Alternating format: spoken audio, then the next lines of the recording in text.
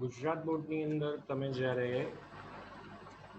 શ્રેણિક અને નિશ્ચાયક પ્રકરણ ભણ્યા છો, બરાબર છે, તો આપણે જાણીએ છીએ કે શ્રેણિક પ્રકરણ જે છે એની અંદર નિશ્ચાયકનો ઉપયોગ આવે છે, નિશ્ચાયક જે છે એની અંદર શ્રેણિકનો ઉપયોગ આવે છે. JEE પણ જો વાત કરવામાં આવે તો શ્રેણિક અને નિશ્ચાયક એક યુનિટ તરીકે છે, બરાબર છે. બંનેને કમ્બાઈન ભેગા કરીએ છીએ ત્યારે એ એક પ્રકરણ તરીકે છે. દર વર્ષે એમાંથી ઓછામાં ઓછા 2 ક્વેશ્ચન આવે છે. ક્યારેક એવું પણ થાય રેર કેસમાં કે 3 ક્વેશ્ચન પણ પૂછાયેલા હોય, બરાબર છે. બાકી મોટે ભાગે બંનેમાંથી એક એટલે કે ટોટલ 2 ક્વેશ્ચન તો દર વર્ષે મિનિમમ જોવા મળે જ છે, બરાબર છે. તો આપણે પણ એમને અલગ ચેપ્ટરની જેમ નહીં લઈએ અને ટોપિક વાઇઝ આગળ વધતા જઈશું. શ્રેણિક અને નિશ્ચાયક બંને એક યુનિટ છે એમ સમજીને જ આગળ ચાલીશું. ગુજરાત બોર્ડ કરતા એક અલગ ટોપિક અને મોસ્ટ ઇમ્પોર્ટન્ટ ટોપિક, આપણે સમીકરણનો ઉકેલ શોધવાનું શ્રેણિકની મદદથી શીખ્યા, બરાબર છે.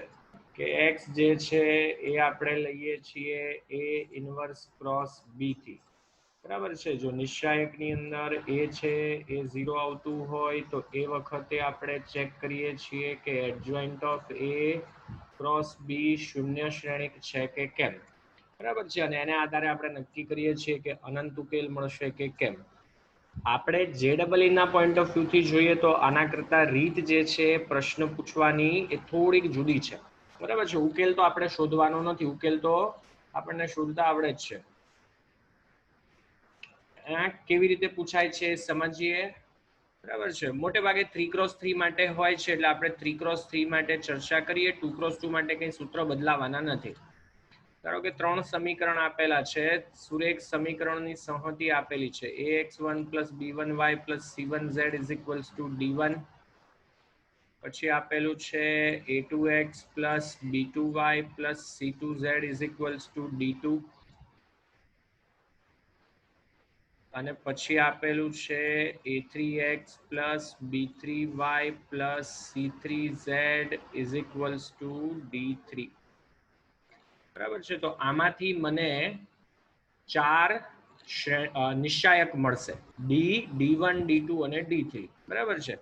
ડી જે છે એ હું કહું છું કે જે સહગુણકો છે x y z ના એનો નિશ્ચાયક a1 b1 c1 a2 b2 c2 a3 b3 c3. આ જો શૂન્ય ન હોય તો એવા સંજોગોની અંદર આપણે કહી શકીએ કે અનન્ય ઉકેલ મળતો હશે. એ જો શૂન્ય છે તો એ સંજોગોની અંદર 2 શક્યતા, એક પણ ઉકેલ ન મળતો હોય અથવા તો અનંત ઉકેલ મળતા હોય, બરાબર છે. d1 જે છે એને આપણે કહીએ છીએ x ના સહગુણકો છે એની જગ્યાએ આપણે મૂકી દઈએ છીએ d1 d2 d3.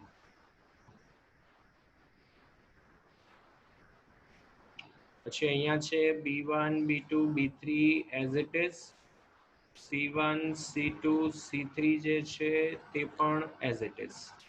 નિશ્ચાયક d2 જે છે એની હું વાત કરું તો અહીંયા જે બીજો સ્તંભ છે ત્યાં હવે હું d1 d2 d3 મૂકું છું કે a1 a2 a3 જે છે એ એઝ ઇટ ઇઝ, બીજા સ્તંભમાં d1 d2 અને d3 અને c1 c2 c3 જે છે એ પણ એઝ ઇટ ઇઝ. છેલ્લે d3 માટે આ ત્રીજો સ્તંભ છે ત્યાં હું d1 d2 d3 મૂકું છું તો મને મળે છે a1 a2 a3 b1 b2 b3 c1 c2 c3 sorry c1 c2 c3 ની જગ્યાએ મારે હાલ મૂકવાના છે d1 d2 d3. હવે તમે જુદા જુદા રેફરન્સ મટીરિયલ જોશો તો એમાં અહીંયા સ્તંભ જે છે એનો ક્રમ કદાચ જુદો હોઈ શકે, બરાબર છે. પહેલા બી હોય પછી સી હોય પછી ડી હોય, કે પહેલા એ સી અને પછી ડી, કે પહેલા એ ડી અને ડી ગમે તે સિક્વન્સ ગમે તે લઈએ એનાથી મને કોઈ ફરક પડતો નથી, બરાબર છે. નિશ્ચાયકની કિંમત જે છે એની નિશાની મારા માટે મેટર કરતી નથી, બરાબર છે. મારે ઉકેલ પણ શોધવો નથી, બરાબર છે. હવેની જે શરત છે તે ખૂબ જ અગત્યની, કે ડી બરાબર 0 હોય અને એ જ વખતે D1 D2 D3 આ બધા શૂન્ય છે, તો એ વખતે મને મળે છે અનંત ઉકેલ.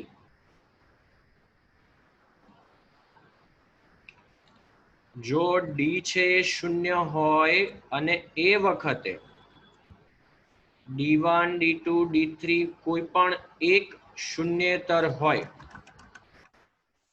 બરાબર છે. કોઈ પણ એક પણ શૂન્યેતર હોય તો પણ ચાલે. D1 0 ન હોય અથવા તો D1 0 ન હોય અથવા તો D3 0 ન હોય,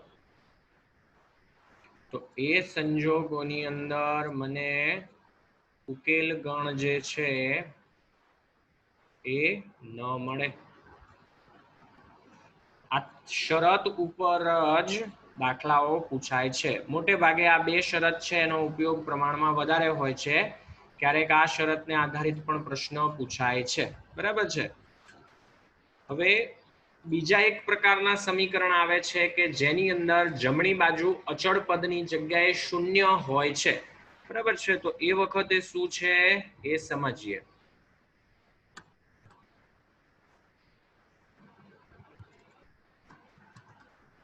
મેં કીધું એ પ્રમાણે જમણી બાજુ D1 D2 D3 જે છે એની જગ્યાએ હવે મને નવા પ્રકારના સમીકરણ આપેલા છે અને જેમાં મને કીધેલું છે કે આ છે 0 0 0. તો આ સમીકરણને ધ્યાનથી તમે જુઓ તો x બરાબર y બરાબર z બરાબર જો તમે 0 મૂકો છો તો સમીકરણ જે છે એનું સમાધાન થાય છે. ડાબી બાજુ પણ 0 અને જમણી બાજુ પણ 0. એટલે આ પ્રકારના સમીકરણની અંદર ઓછામાં ઓછો એક ઉકેલ તો મળે અને મળે. એ ઉકેલ કયો? x y z તમામે તમામ કિંમતો શૂન્ય છે, બરાબર છે. હવે આ સંજોગોની અંદર જો ડી નોટ ઇક્વલ્સ ટુ 0 હોય તો એ સંજોગોની અંદર આપણને અનન્ય ઉકેલ મળે અને એ આપણી નજર સામે છે જ. એ ઉકેલ જે છે હશે x બરાબર y બરાબર z બરાબર 0, બરાબર છે. ડી જે છે એ શૂન્ય હોય તો એ સંજોગોની અંદર કમ્પલસરી અનંત ઉકેલ હોય. આને ઘણી વખત અનંત ઉકેલ ન લખતા આ પ્રમાણે પણ લખે છે, શૂન્યેતર ઉકેલ, બરાબર છે. અહીંયા D1 D2 D3 કંઈ શોધવાની જરૂર જ નથી, કારણ કે જમણી બાજુ જે પદ છે એ 0 0 0 છે, એટલે D1 D2 D3 જે છે તો કમ્પલસરી 0 થવાના જ છે, બરાબર છે. તો અહીંયા મારા માટે અગત્યનું જે છે તે આ પ્રકારના સમીકરણની અંદર ઉકેલ ગણ ખાલી ગણ ક્યારે હશે નહીં. શૂન્યેતર ઉકેલ આ શબ્દ પણ યાદ રાખજો. અંગ્રેજીની અંદર તમને નોન ટ્રિવિલ એવો શબ્દ જોવા મળે, બરાબર છે. બંનેનો અર્થ એક જ થાય છે કે અનંત ઉકેલ છે. સૂત્ર જરા એક વખત નોટબુકની અંદર લખી લેજો અને પછી આગળનો વિડીયો જોવા બેસજો, બરાબર છે. સૂત્ર નજર સામે હશે તો તમને કામ કરવાની મજા આવશે, દાખલા સમજવામાં જરા સહેલા પડશે. ચાલો, સૌથી પહેલા 2019ના વર્ષમાં જાન્યુઆરી 2019ની અંદર જે એક્ઝામ લેવાઈ, બરાબર છે, મોટે ભાગે દરેક પેપરની અંદર આજે જે સૂત્રની ચર્ચા કરી, જે રીતના દાખલાઓની ચર્ચા કરી, મોટે ભાગે દરેક પેપરની અંદર એક ક્વેશ્ચન તો એવો જોવા મળે જ છે. ભાગ્યે જ એવું થાય કે આ પ્રકારનો દાખલો પૂછાયો ન હોય. 90% પેપર તમે જોશો તો એની અંદર આ દાખલો તમને જોવા મળશે. આ યુનિટમાંથી સૌથી અગત્યનો ટોપિક સૂત્ર તમારી નોટમાં જે લખેલા છે એ જરા નજરની સામે રાખજો, બરાબર છે. ચાલો, હવે અહીંયા આપણને સુરેખ સમીકરણ સંહતિ આપેલી છે. x + y + z = 2, 2x + 3y + 2z = 5. 2x plus 3y plus a square minus 1 into z is equals to a plus 1. હવે સુસંગત નથી એટલે કે ઉકેલ મળતો નથી. આપણે ગુજરાત બોર્ડની અંદર શીખી ગયા. માનાંકમાં a બરાબર √3 હોય ત્યારે અનન્ય ઉકેલ મળે. a બરાબર માનાંકના a બરાબર √3 હોય ત્યારે સુસંગત નથી એટલે કે ત્યારે ઉકેલ ન મળે. a બરાબર 4 મૂકું તો અનંત ઉકેલ મળે. તો અહીંયા મારે સુસંગત છે કે નહીં, અનન્ય ઉકેલ મળે છે કે નહીં, એ તમામ વસ્તુઓનો આધાર જે છે એ નિશ્ચાયક ડી ઉપર આધાર રાખે છે. તો સૌથી પહેલું કામ જે છે એ હું કરું છું નિશ્ચાયક ડી શોધવાનું. નિશ્ચાયક ડી એટલે કે એક્સ વાય ઝેડ ના સહગુણકો 1 1 1 2 3 2 2 3 અને છેલ્લે આપણને આપેલું છે a સ્ક્વેર માઇનસ 1. આની કિંમત શોધીએ અને પછી જોઈએ એ શું મળે છે. બરાબર છે. ચાલો તો વિસ્તરણ કરી દઈએ ડાયરેક્ટ જ. બરાબર છે. અથવા તો એક કામ કરીએ, જો બીજી અને ત્રીજી હાર છે એનો તફાવત લીધો હોય તો બે જગ્યાએ 0 ગોઠવાઈ જાય છે. બરાબર છે. ડાયરેક્ટ પણ ઈચ્છો તો વિસ્તરણ કરી શકાય. તો હું ત્રીજી હારની અંદર પ્રક્રિયા કરું છું r2 માઇનસ r3. બરાબર છે, કે જેથી પદ થોડાક નાના થઈ જાય, સહેલા થઈ જાય. બાકી મેં કીધું એ પ્રમાણે એવું કરવું જરૂરી નથી. 1 1 1. બીજી હાર જે છે એને પણ આપણે અડતા નથી. 2 minus 2 0, 3 minus 3 0, a square minus 1 છે એમાંથી બાદ કરીએ તો a સ્ક્વેર માઇનસ 3. બરાબર છે. ચાલો તો હવે હું ત્રીજી હારથી વિસ્તરણ કરું છું.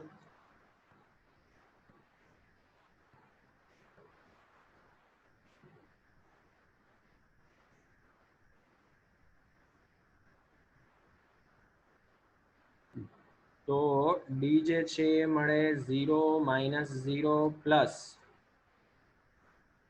a સ્ક્વેર માઇનસ 3, એની સાથે ગુણાકારમાં લખીએ તો 3 માઇનસ 2. તો ડી જે છે 2 માઇનસ 3 માઇનસ 2 એટલે કે 1. આ મળ્યા મને a સ્ક્વેર માઇનસ 3. બરાબર છે. તો હવે જે ઓપ્શન આપેલા છે એના ઉપર નજર કરીએ. પહેલા કીધેલું છે કે a બરાબર 4 મૂકું છું. ઓપ્શન એ કે જેમાં આપણને કીધેલું છે કે a બરાબર 4 લઉં છું. a બરાબર 4 જો મૂકીએ તો નિશ્ચાયકમાં ડી જે છે એ મળે છે 13. શૂન્ય નથી તો એ સંજોગોની અંદર તો મને અનન્ય ઉકેલ મળે.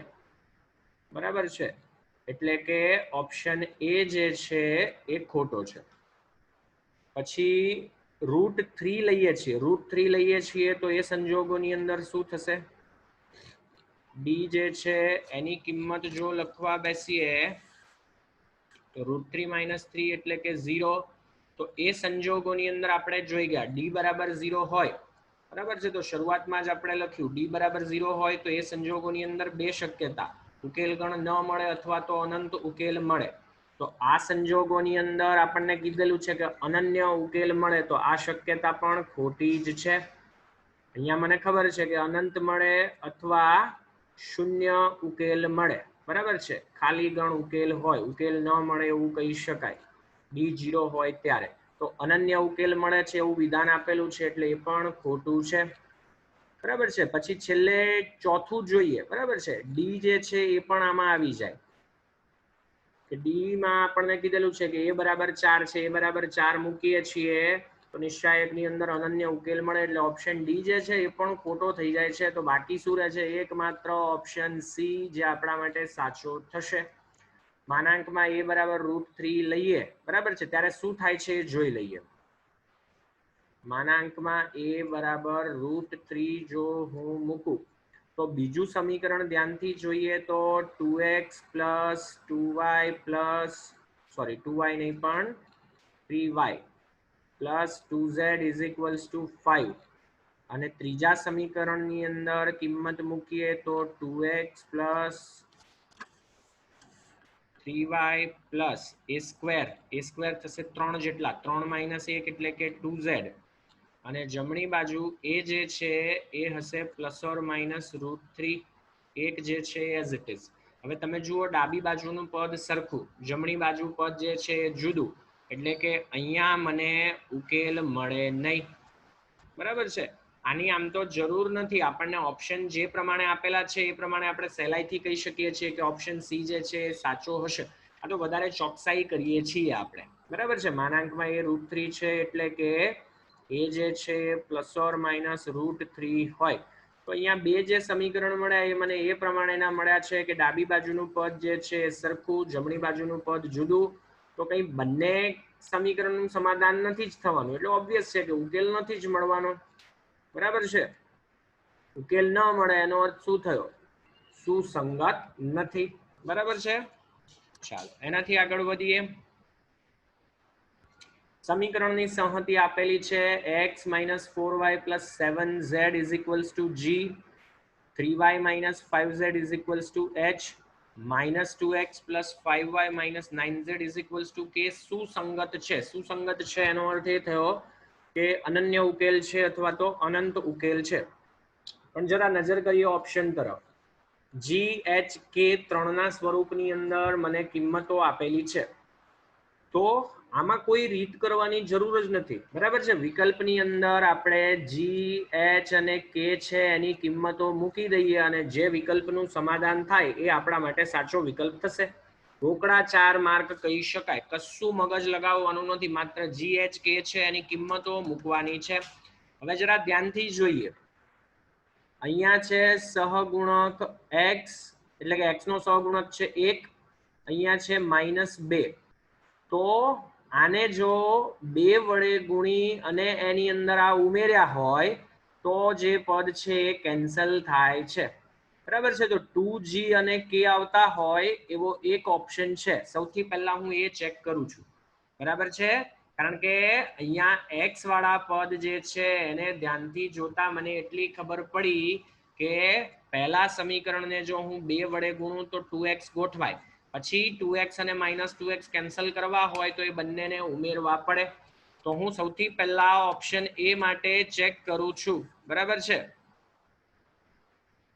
ચાલો તો ઓપ્શન એ એના માટે ચેક કરીએ આપણે.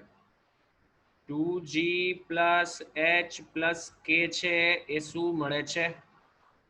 વારાફરતી ગમે તે વિકલ્પમાં મૂકી શકાય, પણ જો થોડુંક મગજ વાપરીએ તો વધારે નજીક પહોંચી શકાય, ઓછી મહેનતે જવાબ મેળવી શકાય. 2g લખવા બેસીએ તો 8x નહીં પણ 2x - 8y + 14z. એમાં આપણે ઉમેરીએ છીએ y, 3y - 5z અને પછી k એટલે કે -2x + 5y - 9z. તો 2x - 2x cancel, 5 + 3 8y - 8y cancel, 14 માંથી 5 બાદ કરીએ તો 9 અને -9 પણ કેન્સલ. તો અહીંયા આપણે કહી શકીએ કે ઓપ્શન એ આપણા માટે સાચો. એકદમ સહેલો દાખલો છે, રોકડા 4 માર્ક કહી શકાય. બાકી પછી D0 લેવા કે ન લેવા એવું કંઈ મગજ આમાં દોડાવવાની જરૂર નથી. બરાબર છે. ચાલો હવે ધ્યાનથી જોઈએ. ભાઈ જમણી બાજુ મને આપેલા છે બધા જ પદ 0. બરાબર છે. એટલે મને આ વસ્તુ નજર સામે દેખાય કે અનન્ય ઉકેલ તો નિશ્ચાયક જે છે એની કિંમત શૂન્યેતર. એ વખતે મને x, y, z ત્રણે 0 જ મળે, શૂન્ય ઉકેલ કહેવાય. બરાબર છે.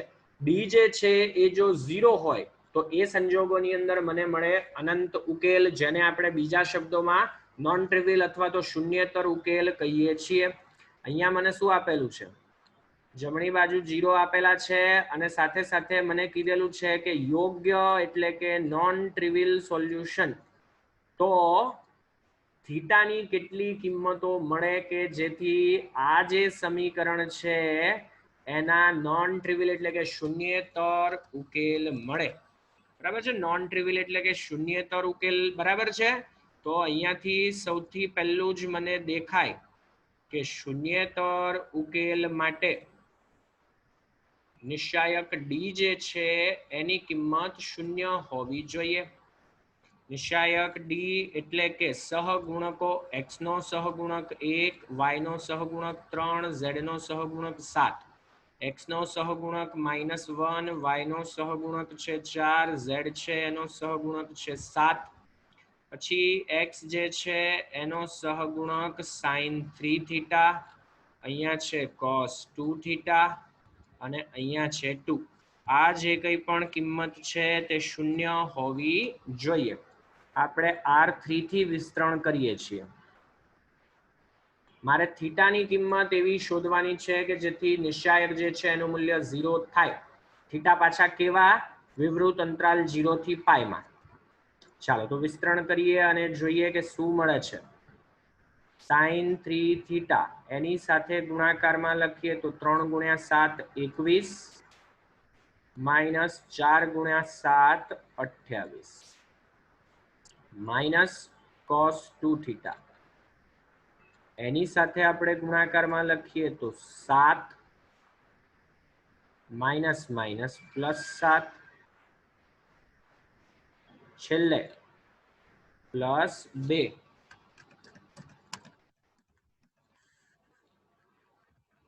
એની સાથે ગુણાકારમાં લખીએ તો 4 -3 આ થવા જોઈએ 0.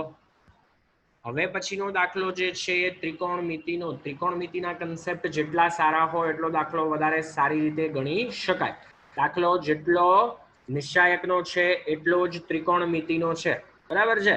આ સ્ટેપ તમને શ્રેણિક નિશાયક ભણ્યા પછી ખબર હોય. હવે પછીના જે કંઈ પણ સ્ટેપ છે એ ત્રિકોણમિતિ આધારિત છે. ચાલો sin 3 થીટા એની સાથે ગુણાકારમાં છે -7. 7 + 7 14 નિશાની માઇનસની. 4 + 3 7 × 2 14. હવે ધ્યાનથી જોઈએ તો -7 દરેકે દરેકમાંથી મને કોમન મળે છે. તો અહીંયા આપણે લખીએ sin 3 થીટા -7 વડે ભાગીએ છીએ એટલે 2 cos 2 થીટા અને -7 વડે ભાગીએ છીએ એટલે -2. sin 3 થીટા માટે તો આપણી પાસે એક જ સૂત્ર છે. 3 sin theta -4 sin cube theta. બરાબર છે. હવે અહીંયા જોઈએ તો બધા જ પદ સાઇનમાં છે.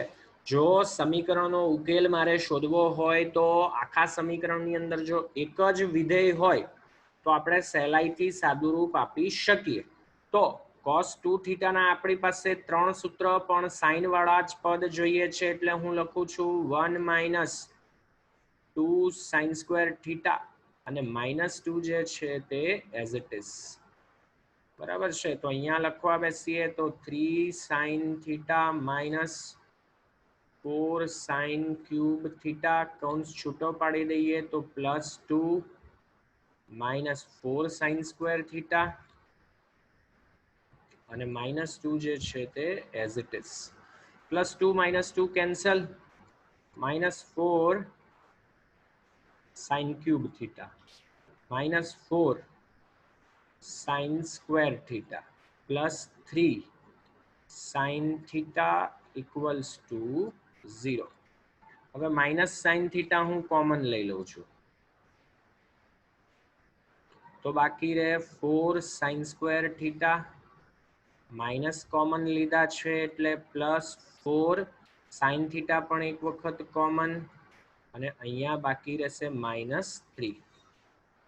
તો પહેલી શક્યતા કે sin થીટા જે છે તે હોવા જોઈએ 0 અથવા બીજી શક્યતા કે 4 sin² થીટા +4 sin થીટા -3 જે છે તે હોવા જોઈએ 0. તો અહીંયાથી થીટા જે છે 0 અથવા તો પાઈ હોવા જોઈએ. પણ અંતરાલ જોઈએ ધ્યાનથી તો વિવૃત છે તો આ લઈ શકાશે નહીં. બરાબર છે. કારણની અંદર તો કે થીટા જે છે એ વિવૃત અંતરાલ 0 થી પાઈ માં છે.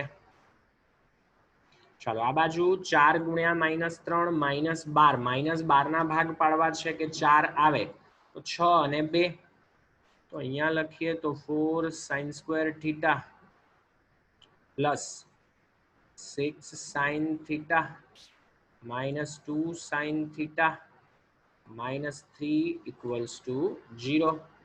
पहला बे पद छे एमांथी 2 sin theta कॉमन बाकी रहेशे 2 sin theta plus 3. ચાલો પછી -1 કોમન લઈ લઈએ કે જેથી 2 sin theta plus 3 ગોઠવી શકાય.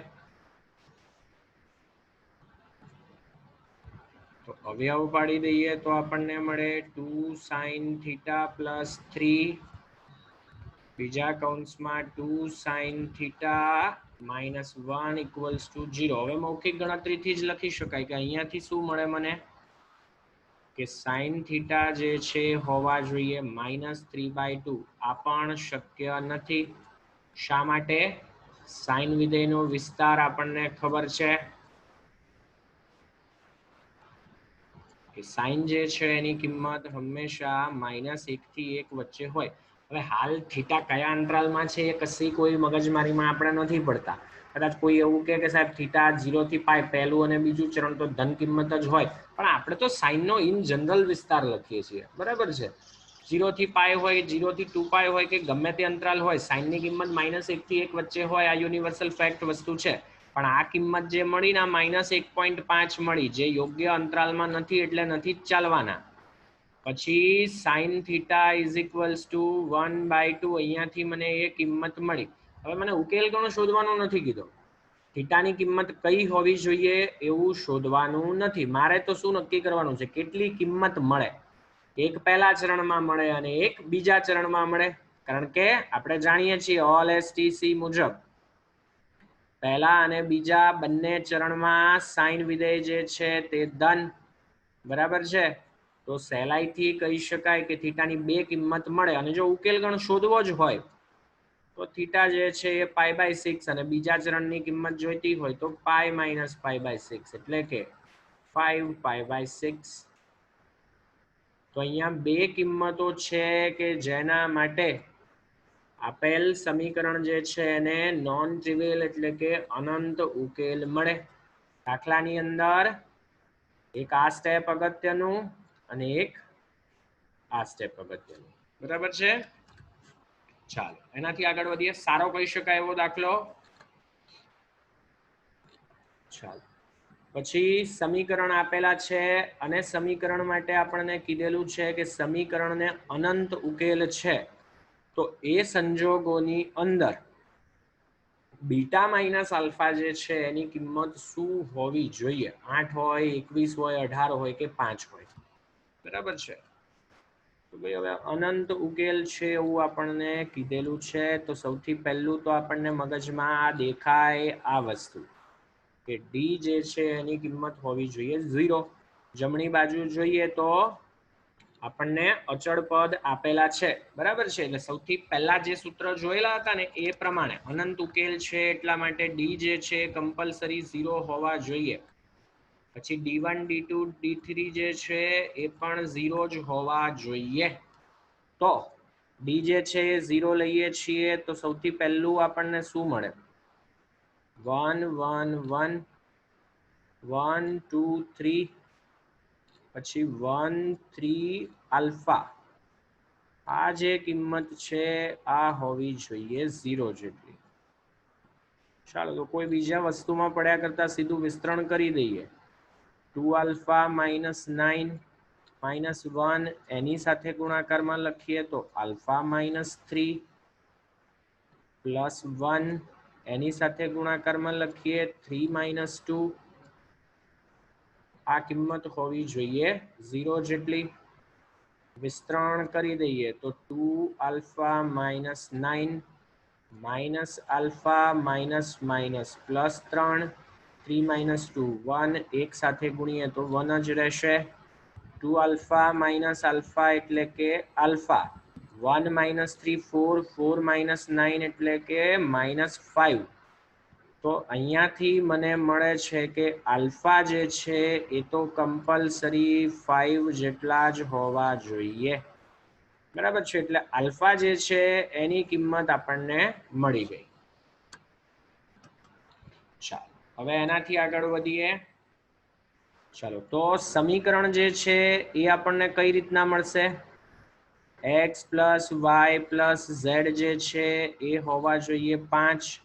પછી મળ્યું કે x plus 2y plus 3z જે છે એ હોવા જોઈએ 9. અને પછી તો કે x પ્લસ 3y પ્લસ આલ્ફાની કિંમત 5z આ હોવા જોઈએ બીટા જેટલા. હવે અનંત ઉકેલ છે એટલે મને એટલી ખબર પડે કે d1 d2 d3 આ બધી કિંમતો 0 હોવી જોઈએ. કોઈ પણ એકથી શરૂઆત કરીએ કે d1 જે છે એ 0 હોવા જોઈએ. d1 માટે મારે શું કરવું પડે? તો અહીંયા x ના જે સહગુણકો છે એની જગ્યાએ 5 9 અને બીટા મૂકવા પડે. બરાબર છે. આપણે d1 માટે શું કરતા હતા? આ જે x ના સહગુણકો છે એ સ્તંભને દૂર કરી અને ત્યાં d1 d2 d3 મૂકતા હતા. એટલે જ મેં કીધેલું હતું કે સૂત્ર શરૂઆતમાં લખેલા રાખજો અને પછી આગળનો વિડીયો જોજો. તો અહીંયા હું લખું છું કે 5 પછી 9 પછી બીટા પછી 1 2 3 અને હવે આલ્ફાની કિંમત છે આપણી પાસે 1 3 5. આ જે છે આ હોવું જોઈએ 0.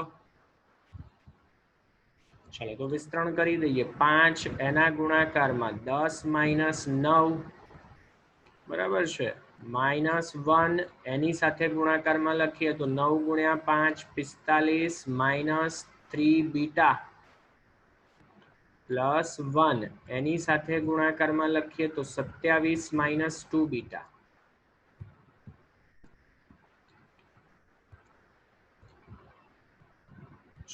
તો 10 માઇનસ 9 1 ગુણ્યા 5 એટલે કે 5 -1 અંદર ગુણીએ તો -45 minus minus plus 3 beta plus 27 minus 2 beta equals to 0. 3 beta minus 2 beta આ થઈ જશે પ્લસ બીટા. ચાલો પછી 5 માઇનસ 45 એટલે 5 વત્તા 27 એટલે 32. 32 માઇનસ 45 એટલે કે -13. તો બીટા જે છે એ મને મળ્યા કે 13 જેટલા. હવે અહીંયાથી કિંમત મળી ગઈ એટલે પછી હું બીજી કોઈ વસ્તુમાં પડતો નથી. આલ્ફા અને બીટા મને બંને મળી ગયા. માંગેલ મૂલ્ય જે છે એ શું છે?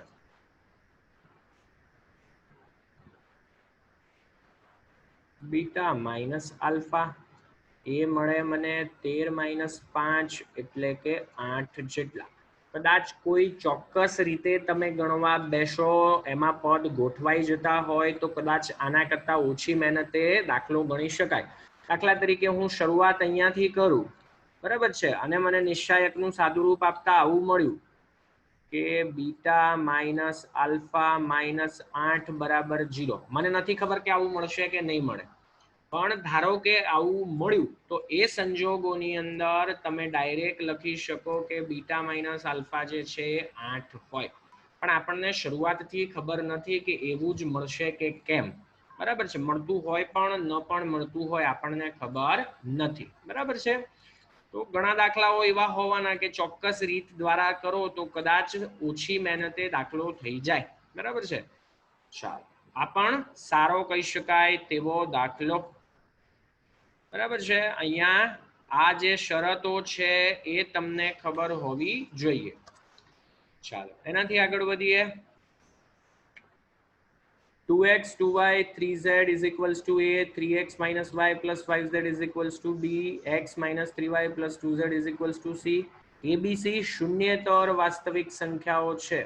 abc જે છે r માંથી છે અને abc છે એ શૂન્ય નથી. એટલે જમણી બાજુ 0 સિવાયની જ કોઈ સંખ્યા છે એટલે પહેલો કેસ લેવાનો થશે. પછી કીધેલું છે કે એકથી વધુ ઉકેલ છે. એકથી વધુ એટલે આપણને ખબર છે સૌથી પહેલા આપણે 3 શક્યતાઓ જોયેલી. બરાબર છે. કઈ કઈ 3 શક્યતાઓ જોયેલી હતી? જો d નોટ ઇક્વલ્સ ટુ 0 હોય તો અનન્ય ઉકેલ, એ સંજોગોની અંદર મને એક જ ઉકેલ મળે. d 0 હોય તો બે શક્યતા, બરાબર છે, કે કાં તો ઉકેલ ન મળે અને કાં તો અનંત ઉકેલ મળે. તો એક કરતા વધુ એટલે આ પણ ફેરવીને મને અનંત ઉકેલ છે એમ જ આપેલું છે, બરાબર છે. તો આ જે લાઈન છે ખૂબ જ અગત્યની, એક થી વધુ એનો અર્થ એ થયો કે ભાઈ અનંત ઉકેલ જ છે.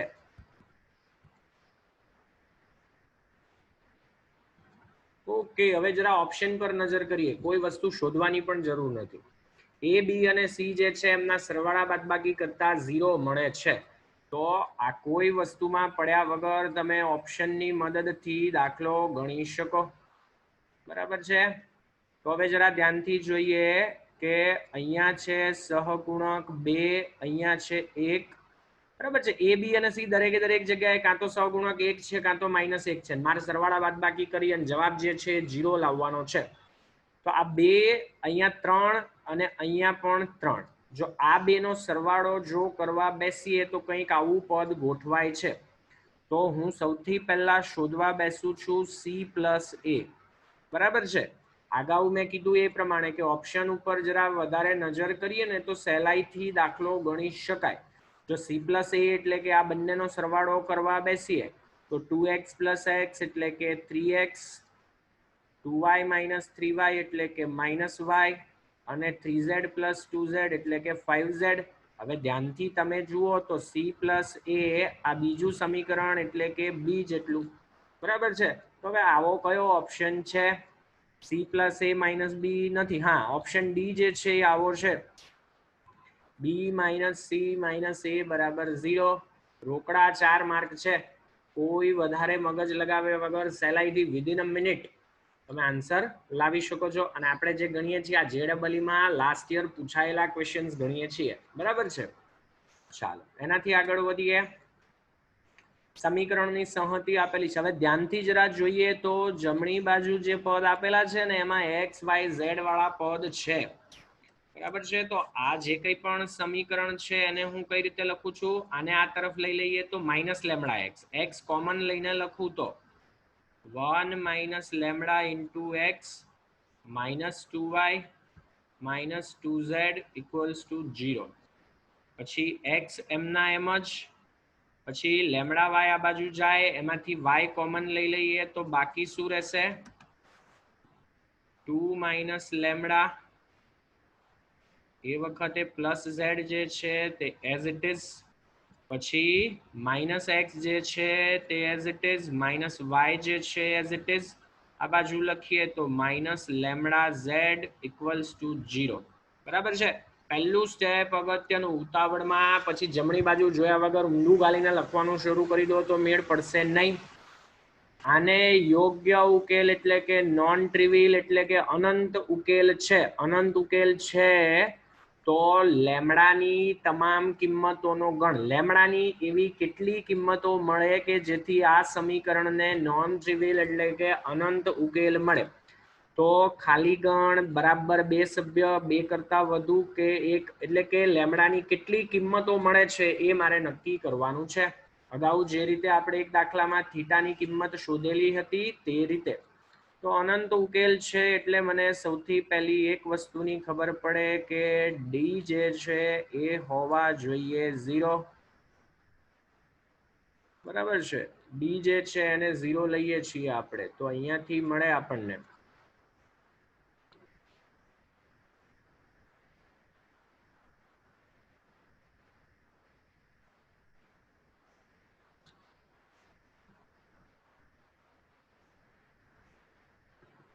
d = 0 એટલે કે xyz છે એના સહગુણકો આપણે લખવા બેસીએ તો 1 - λ -2 -2 1 2 - λ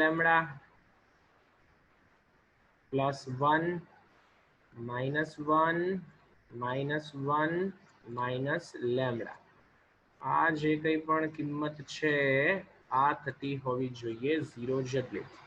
હવે કંઈ પ્રક્રિયા કરવા બેસીએ તો કંઈ ખાસ મેળ પડવાનો નથી, ડાયરેક્ટ વિસ્તરણ જ કરી દઈએ. ચાલો, તો વિસ્તરણમાં જરા વિશેષ ધ્યાન આપીશું.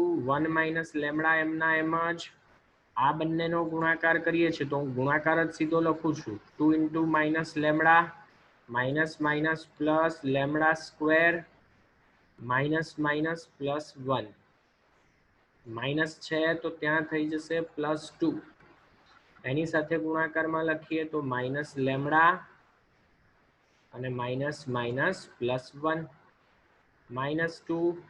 એની સાથે ગુણાકારની અંદર લખીએ તો આ બંનેનો ગુણાકાર -1 માઇનસ માઇનસ +2 માઇનસ લેમડા. આ કિંમત જે છે થતી હોવી જોઈએ 0 જેટલી. ચાલો તો 1 minus lambda as it is. બાકી રહેશે લેમડા સ્ક્વેર -2 લેમડા +1 બરાબર છે. પછી 2 એઝ ઇટ ઇઝ. અહીંયા બાકી રહેશે 1 માઇનસ લેમડા. પછી અહીંયા બાકી રહે છે -1 માઇનસ લેમડા. એક વખત જરા ચેક કરી લઈએ. -1 પછી +2 માઇનસ લેમડા. 2 માઇનસ 1 એટલે હા અહીંયા બાકી રહેશે 1 માઇનસ લેમડા. તો હવે જો સમીકરણને તમે ધ્યાનથી જુઓ તો દરેક પદમાંથી 1 માઇનસ લેમડા જે છે કોમન મળે છે. બરાબર છે. તો કૌંસ છૂટા હાલ પાડવાની જરૂર નથી. બાકીના પદ જે છે લખીએ તો lambda square -2 lambda +1 1 minus lambda common લઈ લીધા એટલે 2 1 માઇનસ. અચ્છા આ તો સીધા કેન્સલ જ થતા હતા. કઈ નહીં ચાલો તો અહીંયાથી બાકી રહે છે 1 માઇનસ લેમડા. અહીંયા બાકી રહેશે લેમડા સ્ક્વેર -2 લેમડા +1. તો 1 માઇનસ લેમડા આ જે છે આ શું છે લેમડા -1/2 માઇનસ તમે અહીંયાથી કોમન લઈ લો એટલે અહીંયા જે કંઈ પણ પદ છે નહીં તો લખી દઈએ. ચાલો 1 માઇનસ લેમડા છે એ 0 અથવા લેમડા -1/2 જે છે એ 0. બંનેમાં શરત તો મને એક જ મળે છે કે લેમડા જે છે એ 1 હોય. તો હવે કિંમતોનો ગણ જે છે એ હું લખવા બેસું. મને કીધેલું છે કે લેમડાની એવી કિંમતોનો ગણ કે જેના માટે જે સમીકરણની સંહતિ છે એને અનંત ઉકેલ મળે. તો અહીંયા મારે એક જ સભ્ય મળ્યો 1 એટલે કે એ ગણ જે છે તે હશે એકાકી ગણ. આ પણ સારો કહી શકાય તેવો દાખલો. બરાબર છે. ચાલો એનાથી આગળ વધીએ. બરાબર છે. આજનો છેલ્લો દાખલો. આપણને સમીકરણની સંહતિ આપેલી છે અને કીધેલું છે કે ભાઈ અનન્ય ઉકેલ છે તો આલ્ફા બીટા આમાંથી કયા લઈ શકાય. આલ્ફાની આમાંથી બીટાની કઈ કિંમતો એવી છે, કઈ જોડ એવી છે કે જેના માટે સમીકરણ સંહતિ જે છે એને અનન્ય ઉકેલ હોય. અનન્ય ઉકેલ છે એટલે આપણને તરત જ ટ્યુબલાઇટ થાય કે નિશ્ચાયક ડી જે છે એ ≠0 હોવો જોઈએ. સૌથી પહેલા આપણે ડી શોધી કાઢીએ પછી એને ≠0 લઈને આગળ વધીશું. 1 + આલ્ફા બીટા 1 પછી આલ્ફા 1 + બીટા અને 1 પછી છેલ્લે આલ્ફા બીટા અને 2. ચાલો તો સાદું રૂપ આપવા માટે જો આપણે ત્રીજી હાર છે એને બંને હારમાંથી બાદ કરી દઈએ તો આલ્ફા વાળા પદ બીટા વાળા પદ પહેલી અને બીજી હારમાંથી કેન્સલ થઈ જશે. બરાબર છે. તો સાદું રૂપ આપણે અત્યારે ડાયરેક્ટ આપવાની જગ્યાએ પહેલી હારમાં પ્રક્રિયા કરીએ છીએ R1 - R3 અને બીજી હારમાં પણ પ્રક્રિયા કરીએ છીએ R2 - R3. તો બાકી શું રહેશે? આલ્ફા જતા રહ્યા એટલે બાકી રહેશે માત્ર 1. બીટા - બીટા 0 1 - 2 એટલે કે -1 अल्फा जता रह्या एटले 0, बीटा जता रह्या एटले 1, 1 - 2 एटले के -1 અને અહીંયા આને 0 નહીં લેવાના આપણે, સોરી આલ્ફા 0 તો નથી જ લેવાના, બરાબર છે, એટલે આપણે હાલ કંઈ લખતા નથી, બરાબર છે, આ 2 અને અહીંયા બી ઇમ્પ્લાઇઝ જે છે એની જગ્યાએ ઇક્વલ ટુ કરી દઈએ. ચાલો પ્રથમ હાર જે છે એનાથી વિસ્તરણ કરી દઈએ.